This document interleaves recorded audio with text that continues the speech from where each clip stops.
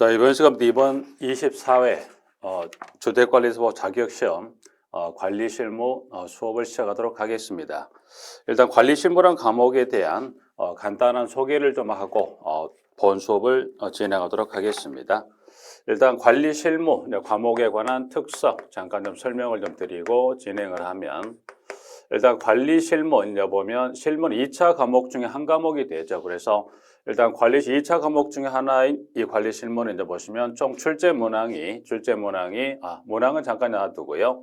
일단 출제 총 40문항이 출제가 되는데 일단 실무는 특성상 실무는 보시면 이거는 관리죠. 그래서 이 하나의 공동주택단지를 관리하는 관리에 관한 부분에 조금 중점을 맞춰서 공부를 하게 되는 부분입니다. 내용들은. 자, 일단 이 실무를 공부하시는 데 있어서 보시면 지금 1차 공부하고 계신 1차 시설 개론에서 1차에 여러분이 공부하고 계시는 시설 개론의 과목에 보면 이 두 개 파트로 나눴을 때 보면 그 절반에 해당되는 부분에 가면 절반이 건축 구조에 관한 부분하고 그 나머지 절반이 건축 설비에 관한 부분을 나눠볼 수 있습니다. 그 중에 이 건축 설비에 관한 부분들 중에 이제 보시면 시설 개론을 공부하신 것 중에 여러분들이 이 건축 설비에 관한 부분들 중에 이제 보면 이론에 관한 부분을 공부하실 건데, 여러분이 1차 이 과목 중에 하나 시설 개론을 공부하시면서 건축 설비에 관련된 부분에 이론에 관한 부분을 공부를 좀 열심히 해 놓으시면 실무에 관한 이 실무도 이제 보면 이 건축 설비에 관한 부분들이 이제 출제가 되는 부분인데 1차 시설 개론 이론에 관한 부분을 공부해 놓으시면 실무인 2차 과목을 공부하시는데 많은 도움을 받으실 수 있기 때문에 여러분들이 1차 시설하실 때 이론에 관한 부분에 따른 어떤 그 관련 지문이나 내용을 숙지 또는 이해를 잘 해두시면 실무 쪽에 좀 많은 도움을 받을 수 있기 때문에 1차 과목 중 시설이고 이 파트에 관련한 이론에 관한 부분들 정리를 꼭 잘 해두실 걸 좀 한번 당부 말씀을 좀 드리는 거고요. 자, 그럼 일단 시설 개론은 이 부분 하나 정리할 부분들이 있고요. 지문 하나 보고. 자, 문항은 지금 좀 전에 잠깐 총 40문제가 출제가 됩니다. 이제 보시면 과목 문항수는 동일합니다. 1차도 각 과목당 3과목에서 40문항, 2차는 이제 과목이 실무 과목 하나 하고 그다음에 두 번째가 관계법규에서 이제 2개 과목인데 이제 각각 5개 과목 모두가 다 총 40문항 출제가 되는데 이제 그중에 2차 같은 경우는 보시면 40문제 구성 이렇게 되어 있죠. 이제 구성은 40문제 총 24문제가 돼요. 24문제와 16문제. 그래서 24문제와 16문제로 일단 정리해서 보실 수 있는데, 자, 40문제 중에 24문제는 객관식입니다. 그래서 이 24문제는 오지선다요. 1번부터 5번을 해서 옳을 것 또는 옳지 않은 걸 고르는 이제 보시면 객관식의 형태로 24문제가 구성이 되어 있는 부분에, 그래서 일단 24문제는 객관식이죠. 객관식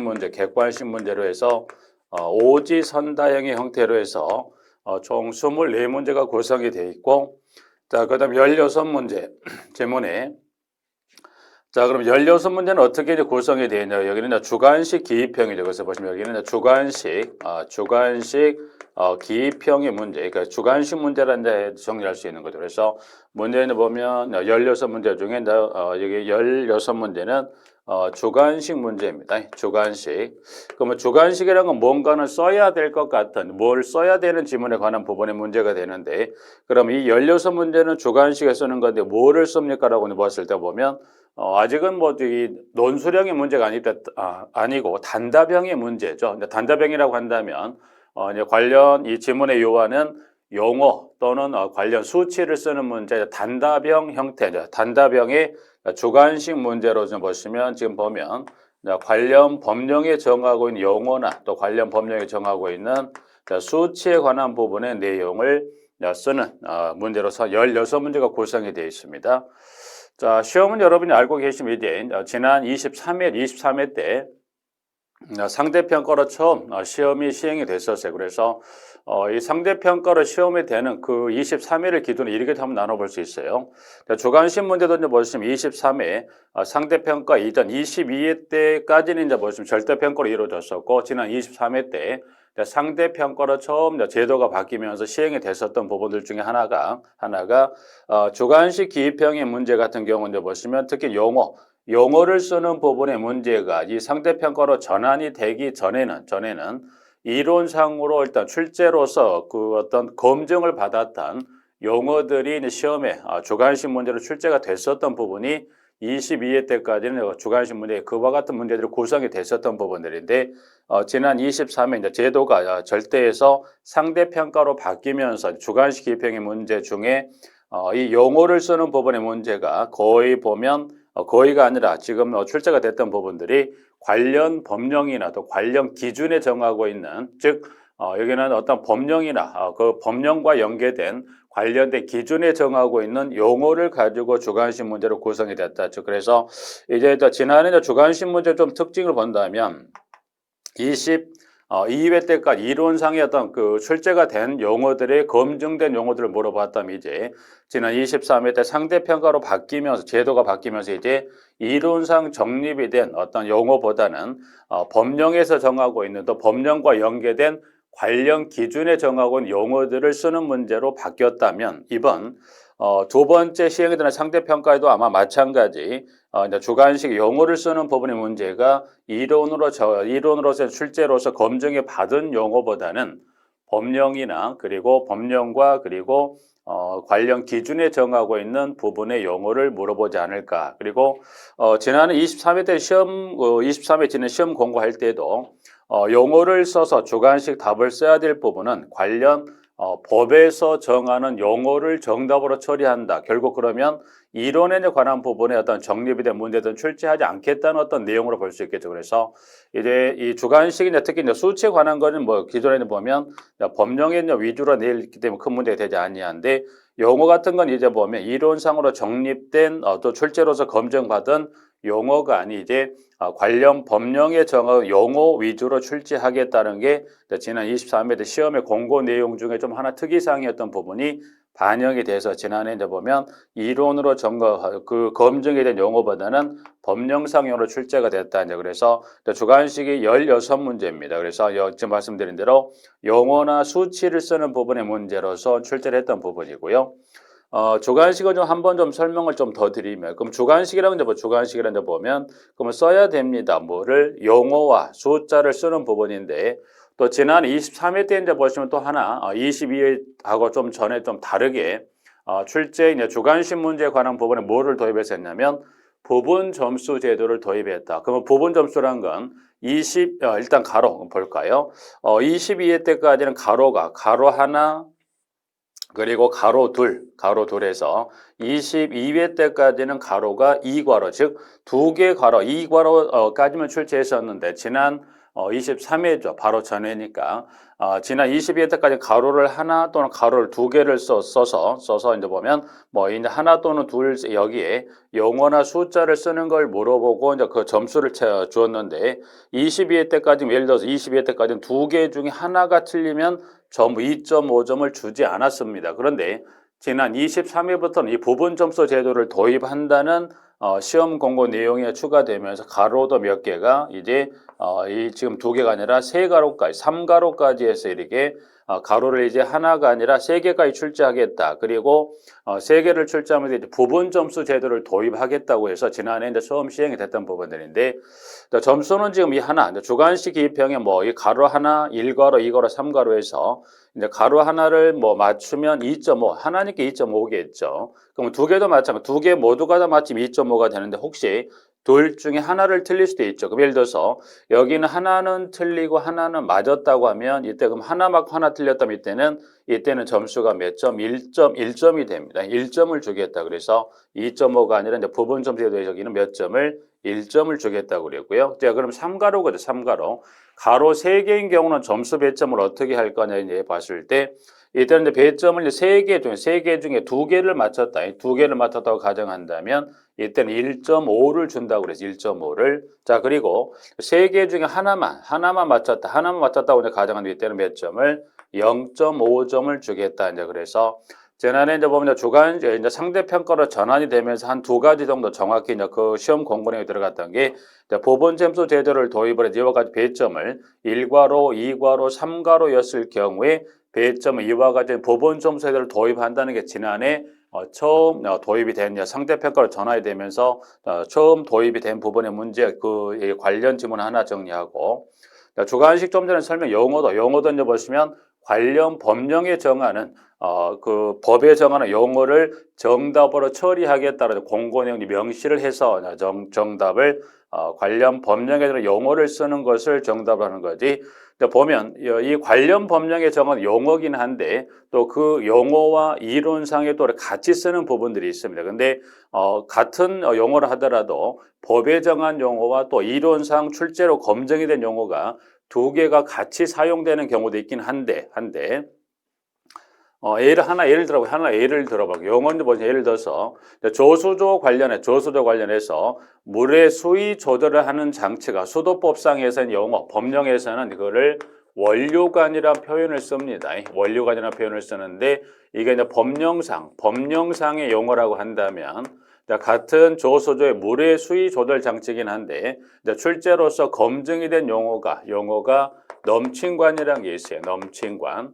그럼 일단 넘친관은 지금 보시면 저수조 둘 다 원료관이라 넘친관은 저수조 수위를 수위 조절 장치로 쓰는 것으로서 출제는 둘 다 원료관도 한번 시험에 출제했었고 넘친관도 출제를 했었어요. 그런데 이 넘친관은 법연 이론상으로 이제 보시면 출제로서 이제 검증이 된 용어입니다. 그러면 지금 좀 전에 말씀드렸지만 그러면 주관식으로 만약 용어를 써야 된다 그래서 수도법이라고 단서를 주고 수도법상에 저수조 수위 조절 장치를 쓰라 한다면 정답은 뭐를 써야 돼요?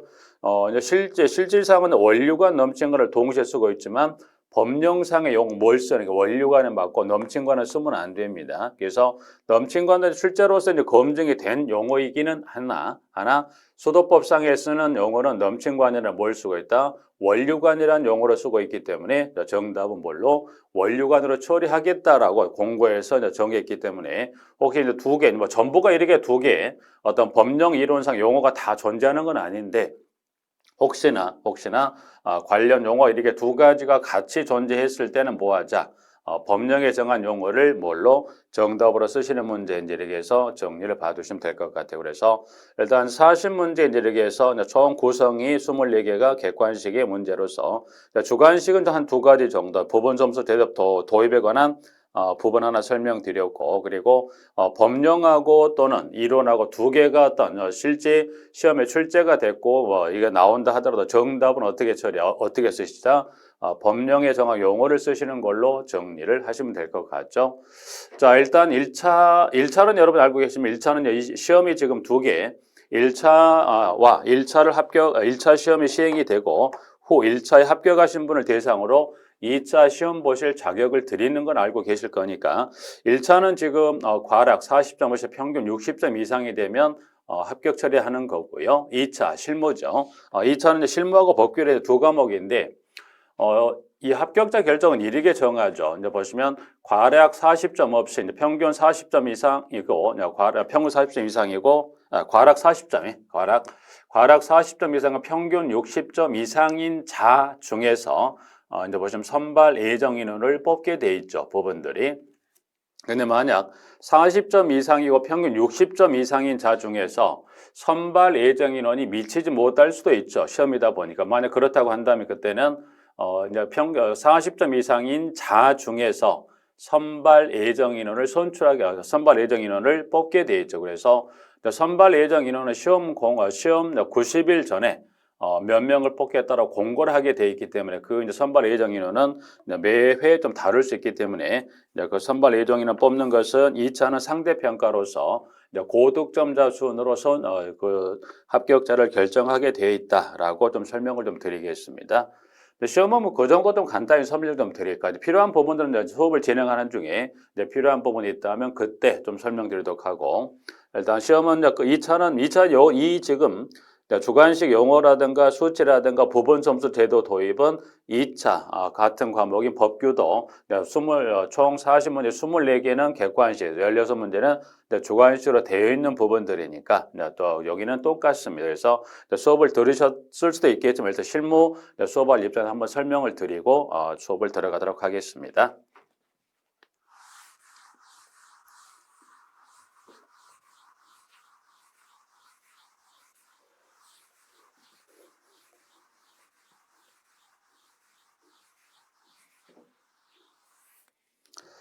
자, 이제 시작해서 일단 교재 보시면 지금 챕터 1장에 이제 보시면 이제 구성이 이제 챕터 1장 지금 이제 구성 크게 책 구성을 한번 잠깐 보고 가실까요? 그래서 이제 구성을 이제 보시면 여러분들이 앞에 이제 나와 있는 차례 있죠. 그래서 파트 1과 파트 2로 나눠져서 이제 파트 1은 행정 실무에 관한 부분으로 구성이 되어 있고 파트 2장은 이제 기술 실무에 관한 부분으로 구성이 되어 있어서 파트 1은 챕터 총 다 5장까지 그리고 파트 2장도 마찬가지 챕터 5장까지 이제 구성이 된 전체로 봤을 때 장으로 봤을 때 파트 1과 2장을 하면 총 10개 장으로 구성이 되는 각 파트 1, 2에 따라서 5개 장으로 구성이 되는 부분들입니다.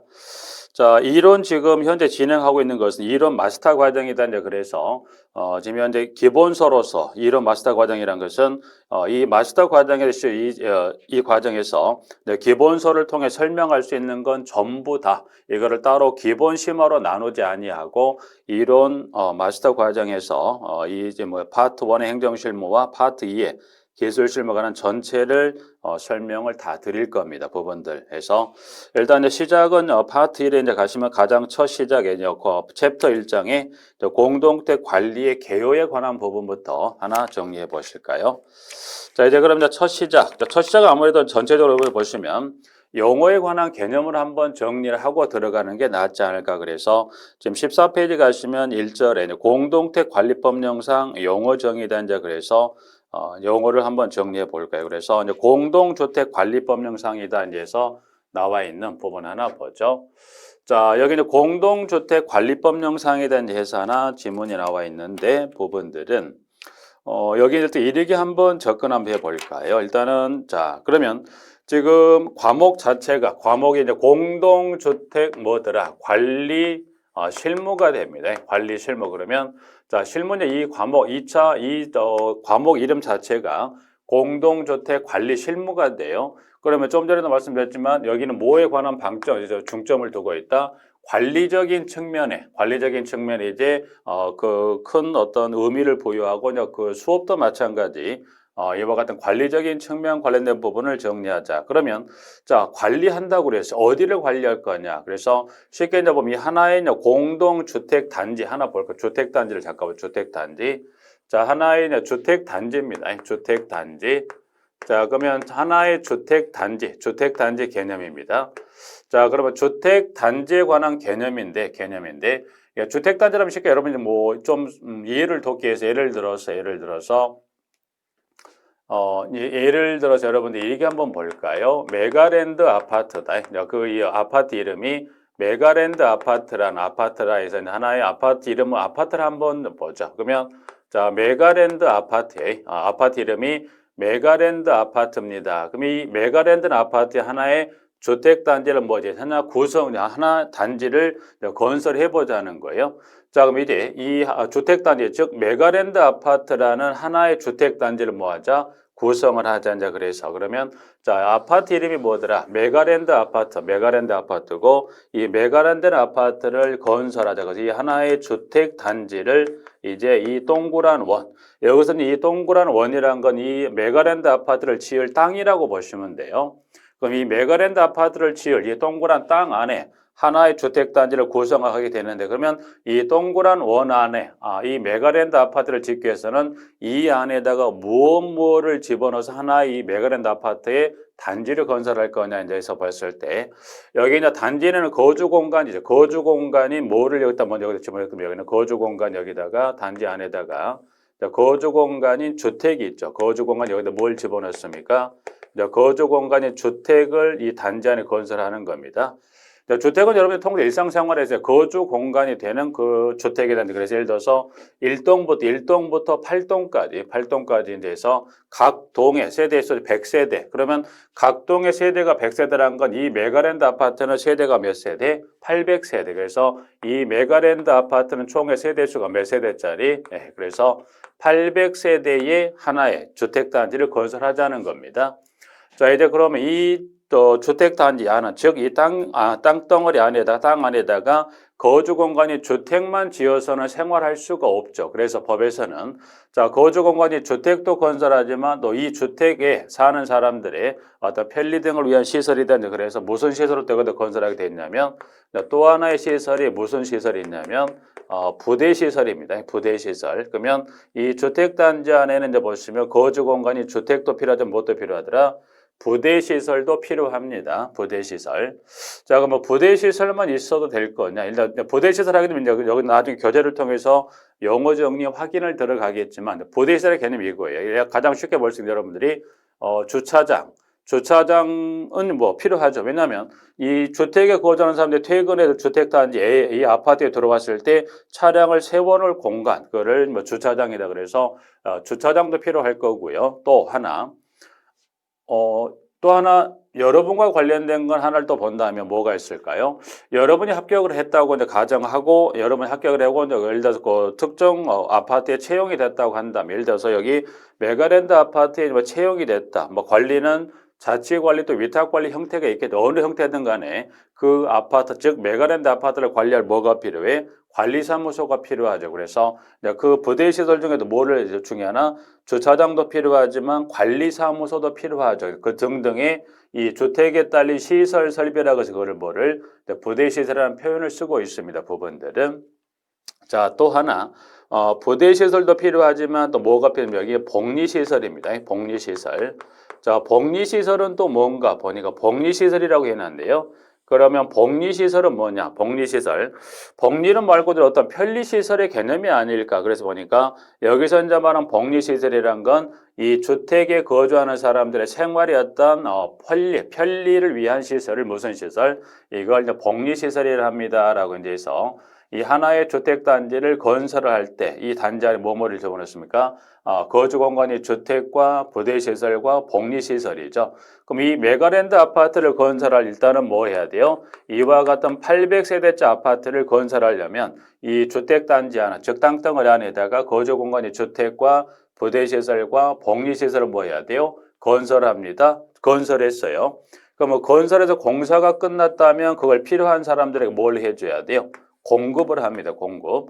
그럼 필요한 사람에게 공급을 했어요. 그럼 공급했다는 건 그 필요한 사람들이 이 아파트 단지 내에 들어와서 살겠다. 그래서 그럼 공급을 했습니다. 그럼 공급했다면 이제 뭐 해야 돼요? 주택 단지 내에 들어온 그자들의 생활을 뭐예요? 관리할 필요가 있지 않을까 이제 해서 보면. 자, 그러면 여기는 관리 실무라는 거 말씀드렸지만 이 하나의 주택 단지를 뭐 하더라? 큰 포인트는 건설하는 측면도 아니고 공급하는 측면도 아니고 건설 공급대 주택단지를 뭐하자 관리하는 측면에 관한 개념의 이 기본서 본문 내용들 쭉 파트 1과 2장으로 구성이 됐다고 보시면 됩니다. 부분들은.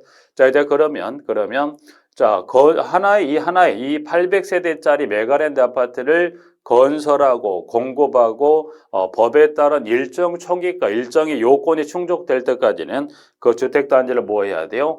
관리를 할 거예요. 그러면 누가 이 800세대짜리 메가랜드 아파트를 건설도 하고 공급도 하지만 법에 따른 일정의 요건이 충족될 때까지 관리할 거냐. 그래서 그럼 이 하나의 주택단지라는 것은 지금 잠깐 예를 들었던 800세대짜리의 메가랜드 아파트를 누군가는 건설할 거고 필요한 사람을 공급할 거고 법에 따른 일정 요건이 충족이 될 때까지는 뭐 하더라? 관리할 거란 거예요.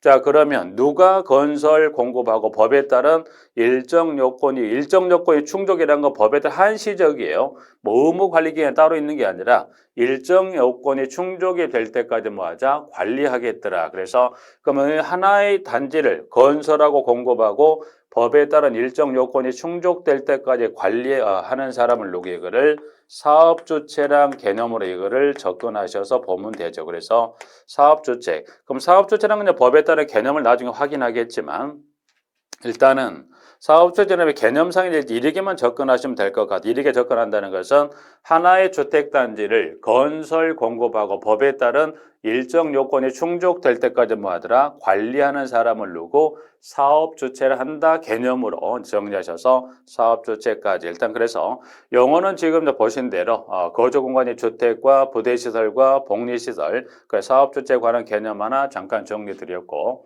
자, 그러면 일단 교재 지금 보신 대로 여기 순서는 1절에 공동택 관리법 영상이라고 용어를 정리하고 있는데요. 자, 용어는 이제 순서를 좀 바꿔보겠습니다. 물론 교재 순서 그대로 쭉 설명하면 뭐 여러분들 좋긴 하겠지만 여러분들이 이해를 돕기 위해서 일단은 1번에 1절에 나와 있는 챕터 1의 1절에 나와 있는 공동택 관리법 영상 용어에 관한 부분 중에서 그 나와 있는 번호 순서대로 설명을 드린다기보다는 순서를 좀 바꾸어서 설명을 좀 드려보면 자, 교재는 지금 이제 16페이지 한번 잠깐 볼까요? 16페이지 잠깐 보실게요. 16페이지 잠깐 보시겠습니다. 자, 16페이지 가시면 일단은 공동택 관리법상 용어에 관한 부분들 중에서 16페이지 상단에 양가로 5번, 6번, 7번에서 양가로 5번 입주자와 양가로 5번의 입주자와 6번의 사용자입니다. 사용자. 그럼 입주자와 사용자는 누구를 말할까? 좀 전에 단지를 건설하면 거주공간 주택과 부대봉시설을 건설한다고 그랬어요. 그러면 이 거주공간이 주택에는 분명히 누군가는 살 건데 이 거주공간이 주택에 사는 사람을 여기를 누가 살 수 있다? 입주자가 거주할 수도 있지만 또는 누가 거주할 수 있다? 사용자가 거주할 수도 있어요. 그러면 이제 입주자라는 사람은 누구를 말하는 거고 그리고 사용자라는 사람은 누구를 말하는 건지 그 의미를 한번 볼까요? 그래서 입주자는 누구냐? 봤던 양가로 5번에 입주자란 공동택의 소유자 또는 그 소유자를 대리하는 배우자 및 직계 존비속을 말합니다. 그래서 입주자라는 사람은 공동택의 소유자 또는 소유자를 대리하는 배우자 및 직계 존비속. 그래서 여기서 입주자에 관한 이 개념, 입주자의 이 개념에는 누구를 말하더라? 그 공동주택의 소유자, 또 소유자를 대리하는 배우자와 그리고 소유자를 대리하는 여기 직계 존비속 의미의 입주자다. 그래서 입주자는 여기서 따로 이제 표현하지 않게 여기서 이제 이 공동관리법상 입주자게 되면 포함되면 누구누구를 포함했다. 소유자라는 대리하는 배우자와 직계 존비속 의미의 입주자를 여기 의미하고 있더라 해서 하나 정리하고요. 그러면 사용자는 누구냐? 지금 6번에 가보니까 6번은 공동주택단지를 임차하여 사용하는 사람이다. 그래서 공동주택을 임차하여 사용하는 사람, 그러면 누구를 말할까? 그래서 임차하여 사용하는 사람입니다라고 했을 여기는 일상생활에서 가장 쉽게 여러분들이 전세입자, 세입자 개념으로 접근하는 게 영어상에 뭘로 있다? 사용자. 그래서 거주공간이 주택, 이 주택에는 누가 삽니까? 입주자가 거주하는 경우도 있지만 그 주택 공간을 누가? 사용자가 임차해서 일정 기간 동안 사용한다. 그 자를 누구라? 사용자라 합니다라고 정리하고 있고요. 밑에는 입주자 등이란 누구를 말하냐? 그래서 입주자 등이라 그럼 여러분 지문에 가면 지문에 보시면 차후에 여기 이 표현 자체가 보면 여기 입주자 등이란 표현도 지문에 등장을 합니다. 그럼 여기서 지문에 뭐 법령이라든가 쭉 정리하다가 입주자 등이란 표현이 나오면 여기 등에는 누가 입주자 등이란 것은 누가 포함된 개념? 사용자가 포함된 개념의 입주자 등이란 개념으로 확인하시면 되죠. 그래서 입주자 등이란 누구와 누구? 입주자와 사용자를 말합니다라고 이제 해서 양가로 7번 하나 정리하고 있습니다. 그래서 일단 용어는 입주자와 사용자, 입주자 등이란 지문 하나 잠깐 정리했었고요. 자, 법령은 지금 17페이지에 2절에 주택법령상 용어에 관한 부분에서 지문을 한 장 잠깐 넘겨볼까요? 이제 여기 지금 이 하나의 주택단지를 가지고 두 개의 법령을 정리하는데 첫 번째 일부 지금 정리하고 넘어왔던 게 공동주택관리법상 용어에 관한 거 하고 지금 이제 보시면 여기 보면 이 주택법상 용어에 관한 거 이 두 가지 관련법 용어를 조금 첫 시간이긴 하지만 그걸 순서대로 설명을 드리면 여러분들이 오히려 혼동하실 수 있으니까 일단 큰 틀을 쭉 가며 설명을 드릴 건데 그 두 개 관련 법령에 따른 용어를 이제 그 두 개 관련 법에 따른 페이지를 조금은 왔다 갔다 하면 설명을 드리는 게 여러분들이 조금 더 이해하시는 폭이 좀 넓을 수 있으니까 그 부분 좀 미리 양해를 좀 구합니다. 순서대로 쭉 설명을 들으면 여러분의 머릿속에 그림이 그려지질 않아요. 근데 이렇게 조금 설명을 드리면 그래도 교재하고 용어만 쭉 소설에 설명드린 것보단 이렇게 여러분이 실상에 조금은 접목 아닌 접목을 시켜서 설명을 드리면 좀 여러분 이해도가 높지 않을까 해서 이렇게 설명을 좀 드리는 겁니다. 자, 용어는 지금 주택법상에 넘어오셔서 이제 보시면 좀 전에 여기 설명드렸던 것 중에 이제 보시면 18페이지에 양가로 10번입니다. 10번. 자, 사업주체입니다. 사업주체는 여기 좀 전에 여기 사업주체라는 사람 누구냐? 하나의 주택단지를 건설하고 공급하고 법에 따른 일정의 요건이 충족될 때까지 한시적으로 주택단지를 관리하는 사람이라고 설명을 드렸던 부분인데 법에서는 이렇게 표현하고 있습니다. 보실까요?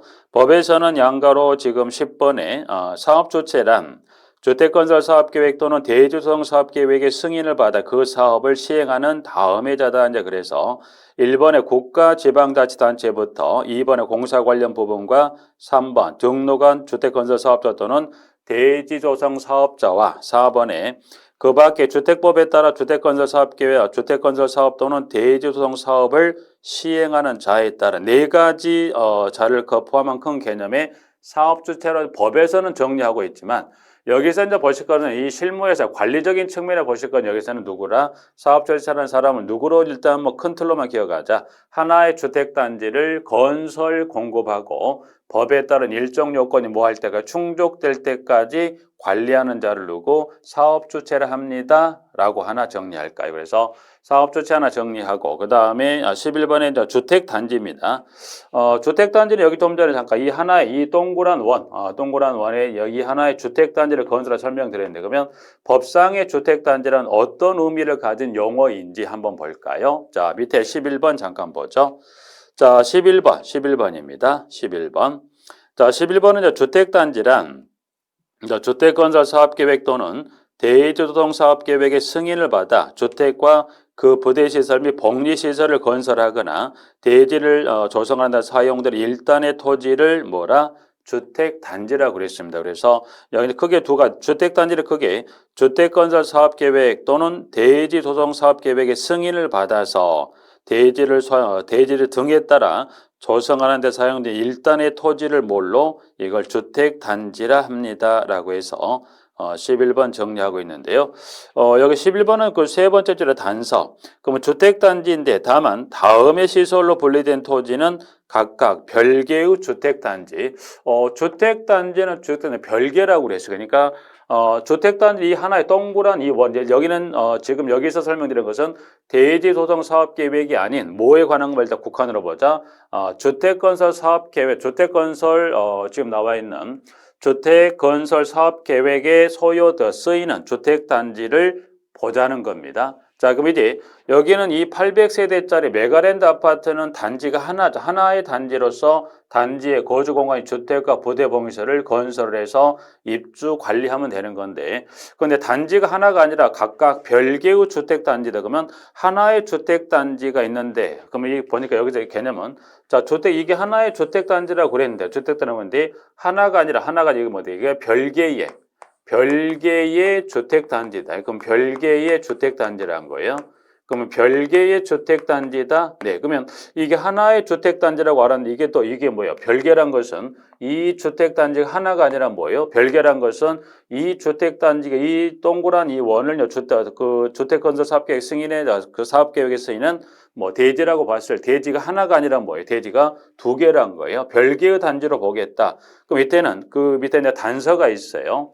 어떠한 시설로 이게 분리가 되고 구분이 될 거냐 그랬을 때 다음의 시설로 분리된 토지라고 이제 그래서 1번부터 4번까지 그래서 보니까 철도 고속도로 자동차 전용도로 또 2번에 폭 20m 이상인 일반 도로, 그리고 폭 8m 이상인 도시계획 예정 도로입니다. 라고 해서 1번부터 1, 2, 3 그리고 4번까지 해당되는 그와 같은 도로 또는 시설이 있다. 하나 예를 들어 볼까요? 그러면 여기 이 단지와 단지 사이, 단지 사이 예를 들어서 여기는 이리가 뭐 예를 들어 그냥 보실 수 있는 게 예를 들어서 여기가 그 중에 하나 예를 들어서 고속도로가 있다. 가장 쉽게 보면 그 중에 자 주택단지가 있는데 그 이 하나의 주택단지가 있는데 이 주택단지를 뭐가 가로질렀다? 고속도로가 가로질렀어요. 그럼 어떻게 돼요? 이 고속도로를 기준으로 해서 이게 이 단지가 나뉘어지게 되는 밑에는 하나로 볼 거냐, 그걸 두 개로 볼 거냐. 그때는 어떻게 돼요?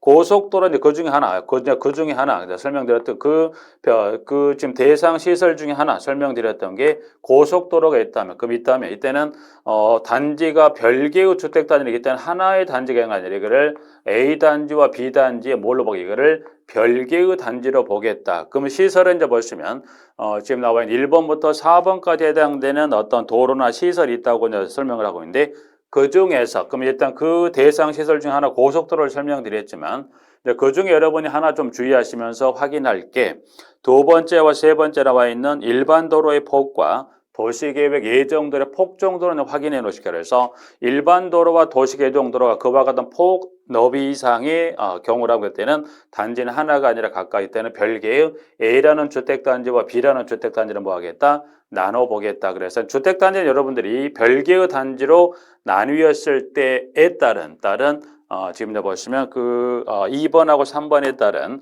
일반 도로와 도시계획 정도의 도로 폭 정도 확인을 좀 해 놓으실까요? 자, 그래 17번, 11번 하나 정리하고요. 12번 부대시설입니다. 자, 부대시설입니다. 부대시설은 지금 여기 이 주택 부대시설이 있다고 그랬어요. 어떤 시설을 부대시설로 분류할 거냐 그랬을 때 지문의 12번. 주택에 딸린 다음의 시설 또는 설비를 뭐라 부대시설이라 합니다. 이제 그래서 크게 세 가지 관련 그 부대시설 종류를 나열한 것 중에 1번하고 2번 정도 한번 구분하신다면 1번은 주차장, 관리사무소, 담장 및 주택단지 안의 도로 1번하고 2번 건축법에 따른 건축 설비를 말한다. 이제 그래서 그리고 그 외 3번 1 및 2의 시설 설비에 준하는 것으로서 대통령령으로 정하는 시설비라고 이제 세 가지가 나와 있는데 부대시설은 분류에 관한 것 중에 1번하고 2번 정도만 가볍게 한번 정리하셔서 동그라미 1번 주차장부터 해서 2번에 건축 설비를 뭘로 분류하겠다? 부대시설이라 그래서 지금 보신 대로 이 주택에 딸린 시설 설비를 뭘로? 부대시설로 분류하겠다 하나 정리했고요. 그러면 복리시설입니다. 복리시설. 자, 그럼 밑에 보면 양가로 13번에 복리시설은 뭐냐? 보니까 주택단지 안에 입주자 등의 생활 복리를 위한 다음의 공동시설이다. 그래서 입주자 등의 생활 복리라고 그랬어요. 여기는 좀 전에 설명을 드린 입주자 등. 그럼 여기서 말한 입주자, 여기 입주자 등에는 누구를 포함한 개념이다. 입주자 등은 좀 전에 여기서 설명을 드렸네요. 입주자와 사용자를 말하는 거고 이 입주자 사용자를 설명을 드렸고요. 이 등에는 누가 포함됐다? 사용자가 포함된 개념의 의미로 가시면 된다. 이제 그래서 사용자란 입주자와 사용자가 된다. 그래서 그 입주자 등의 생활 복리를 위한 다음의 공동시설을 뭐라? 복리시설이라 합니다. 라고 설명을 좀 드렸어요. 13번. 자, 그 다음 14번은 기간시설입니다. 기간시설. 자, 그럼 주택법상의 기간시설이라 뭘 말하냐 보니까 자, 도로, 상하수도, 전기시설, 가스시설, 통신시설, 지역난방시설 등을 뭐라? 기간시설이라 합니다. 라고 이제 14번 하나 나와 있고요. 간선시설 한번 조금 더 주의해 볼까요? 자, 어떠한 시설을 간선시설이라 합니까? 보셨을 때. 자, 도로, 상하수도, 전기시설, 가스시설, 통신시설 및 지역난방시설 등 주택단지, 양가로고 닫고 해서 주택단지 안에 기간시설을 그 주택단지 밖에 있는 같은 종류의 기간시설에 연결시키는 시설은 뭐라? 간선시설이다. 그래서 예를 들면 주택단지 밖에 이 하나의 주택단지 안에 그럼 여기 주택단지는 이 주택단지 내에 보면 여러 가지 고정은 주택 부대봉지를 건설합니다.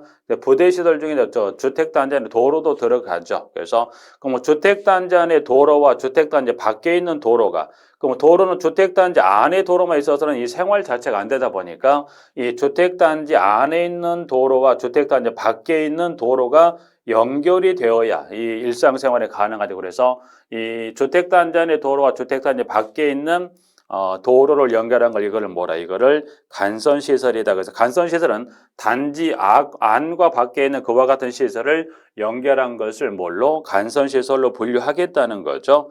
그런데 다만 단서가 있습니다. 보니까 다만 가스시설, 통신시설 및 지역난방시설의 경우는 주택단지 안에 기관시설을 포함한다고 그랬어요. 그러면 간선시설은 지금 보셨습니다. 주택단지 안과 밖에 기관시설을 연결한다고 그랬어요. 그런데 세 가지 그 간선시설 중에 가스시설, 통신시설 및 지역난방시설의 경우에는 주택단지 안에 기관시설을 포함한다고 그랬어요. 포함한다는 이야기는 그 간선시설 중에 가스시설, 통신시설, 지역난방시설의 경우라면 이거는 주택단지 안에 어디까지 세대 전유 부분까지 누가 공급하는 자가 설치하는 걸 뭐라? 간선 시설 중에 모두가 아니라 그 중에 세 가지 대상 시설에 대해서는 주택단지의 세대 전유 부분까지를 공급하는 자가 설치합니다라고 해서 다음안에 따른 단서 규정 하나 정리를 좀 해 놓으시면 될 것 같습니다. 부분들은 15번에서는 간선 시설에 관한 부분 하나 잠깐 정리를 해서 말씀을 좀 드렸고요. 일단 여기까지 일단 두 개. 지금 보면 공동택관리법상에 관한 용어에 관한 부분하고 주택법상에 관한 용어에 관한 두 가지 관련 법에 전부를 순서대로 정리. 일단 두 가지를 왔다 갔다 하며 설명드렸던 부분 일부를 지금 여기까지 설명을 해서 일단 마무리를 한번 중간 정리하겠습니다. 일단 두 가지 관련 법령과 연계해서 지금 시작은 이제 공동택관리법상에 출발했었지만 일단 여기까지 해서 이제 첫 번째 한 2시간 정도에서 용어를 설명하면서 좀 이해를 돕기 위해 설명을 드려야 될 부분이니까 일단 첫 번째 시간 용어에 관한 부분 일단 여기까지 좀 설명을 좀 정리를 하고 마치도록 하고 다음 시간에 이 지금 그림 그대로 해서 나머지 이 두 가지 관련 법령 여러분들이 정리하셔야 될 용어를 같이 설명을 드리도록 하겠습니다. 첫 번째 시간 여기서 정리하고 마치도록 하겠습니다.